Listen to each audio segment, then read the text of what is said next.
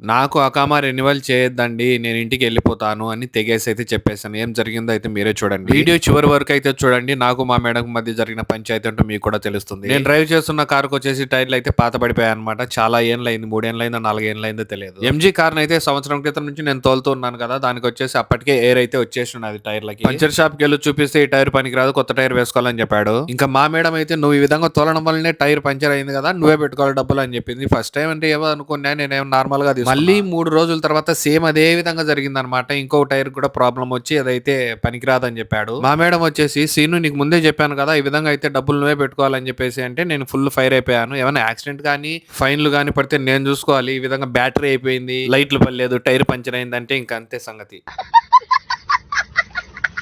అందుకే నా visa renewal చేయొద్దు. నేను ఇంటికెళ్ళిపోతా అని చెప్పాను. మళ్ళీ మాట తిరిగేసి నీ సేఫ్టీ గురించే కదా మేము చెప్పింది. మెల్లగా మెల్లగా తోలుకోమని చెప్పేసి కదా చెప్పింది అని చెప్పింది. మీరు మాత్రం సబ్స్క్రైబ్ చేసుకోండి.